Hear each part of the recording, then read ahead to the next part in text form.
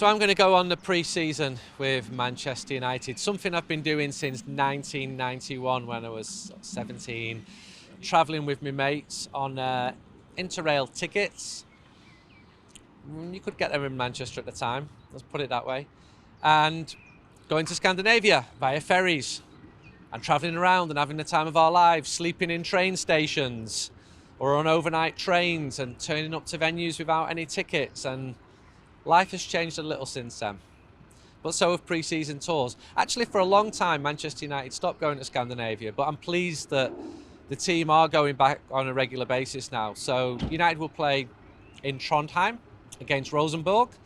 That's scheduled to be the first pre-season game. I went there at the start of the 90s when Rosenborg were not yet a big club playing in the Champions League all the time. In fact, two sides of the ground had grass banks around it, and you could just walk up and talk to the substitutes, the Manchester United players, as the game was going on. Just walked up to the team hotel and did a big interview with Alex Ferguson, but that was arranged. But, you know, players could go and have a night out in town.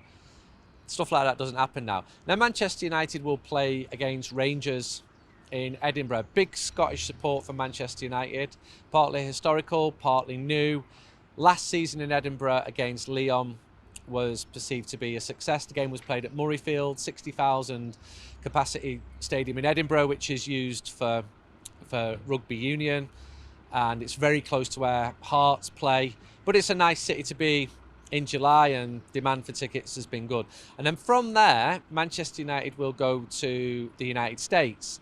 So between the early 80s and 2003, United didn't play in the United States, and then went back then, and that's been the country where the team have travelled to the most ever since. Why? Well, yes, there's support there, but then there's huge support in India and Nigeria and Indonesia, and the team don't go to any of those places.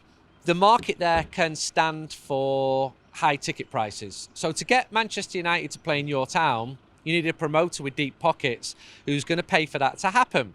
The promoter then has to make his money back by charging good money for tickets.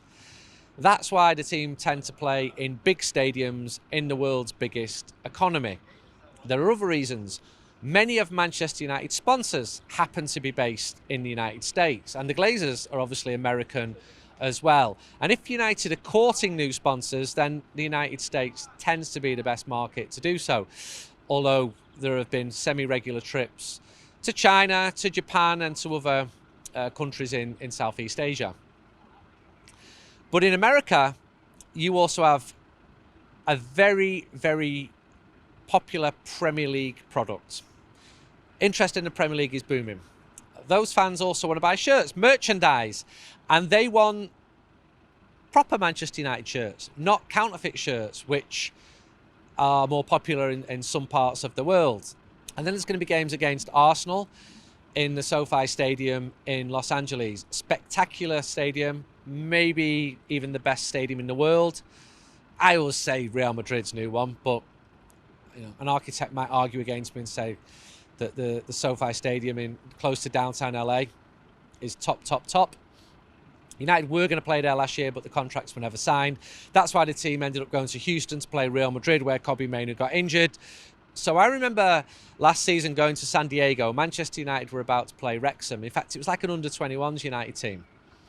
The average ticket price was $180. And in Manchester, we were like, what? What? Really? And I went to America and it was barely an issue because the average wages there are much higher than they are in the United Kingdom. And because fans had not seen the team, they can afford that as a one-off payment. Certainly didn't seem to be an issue among the fans I was speaking to around the ground. And I'm thinking, the ticket prices are absolutely outrageous, which they were. This year, Manchester United will play again in San Diego against Real Betis, a club who are huge in Spain, not big outside of Spain, and they want to raise the profile outside of Spain, so that's their reason for doing it. And Real Betis actually came to me in 2021 and said, please write about us. And I went on a pre-season tour with them because their average crowds are like 46,000, but people barely know them outside of Spain. They didn't even know that they're from Seville, the fourth biggest city in Spain. Manchester United also played in Las Vegas last time round. That's not going to happen this year. Instead, it's going to be a shorter US tour, and the team are going to fly from the West Coast east to Columbia, South Carolina. And there's going to be a game there again in a massive stadium because the promoter needs to make his money back. So I think it's a 74,000 seater stadium, normally used for college sport, which is very big in the US. And in Columbia, Manchester United are playing a team called Liverpool. Liverpool are from England, the northwest of England. They wear red, and they're going to have a new manager. You may have read about it. And it won't be the first time that the two teams have met. Pre-season in the United States. I was in Ann Arbor, Michigan. Have I pronounced that right? Michigan? I always get corrected when I'm in the US about that. And Liverpool battered United. That was the game where Jose Mourinho said, I wouldn't pay to watch this team. And very quickly backtracked on that because 100,000 people had just paid. Although actually 50% of them were Liverpool fans. If I'm honest, I'd say there were slightly more Liverpool fans there than Manchester United fans. And that's your worry. Your worry is that the biggest team, it's Manchester United globally, starts to see other clubs nicking young supporters. Clubs who are more successful than Manchester United. So going to America works for all the reasons I've given, and managers love it, players love it. Why? The training facilities are absolute top-notch. Traditionally, the players loved it because they were anonymous, less so. I remember Paul Scholes getting off the team bus to walk down Fifth Avenue because he could. And that was not something he could really do in England. So you've probably got 10 reasons why the big European teams go to the US. And that is another one. Everyone else is there. So if you want to play against top teams, then you go there. The problem is that it's coming after big international tournaments for countries such as Copa America, the Euros, so you're not going to be having full squads. That has led to issues in the past with complaints that the squads being sent out there are too weak. So it's often written into contracts now that the teams send the strongest squads that they can do. I've known times where Paul Scholes has literally been put on a plane and been told, get out to the United States. Now, when I go there, I love meeting the United fans out there. There's always a really warm welcome.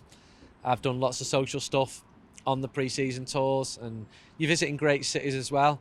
Unfortunately, the United States has gone from being the place which was good value where you'd stock up on clothes to somewhere where you have to speak to your bank manager before buying a coffee, especially in the big cities, but that's where we're at the moment. So I've not mentioned football here, have I? And football's important because pre-season is supposed to be about preparation. And there has been compromises, shall we say, where the ideal world, the coach has his players at Carrington for 30 days. But we don't live in an ideal world, do we? That's why the team jet off to different places, and that's why these compromises are made. Whatever happens, I hope that Manchester United come off that pre-season, and there may be other games as well, maybe one or two other games, and start next season much better than they have this one, or the last one. But then that's not a given either.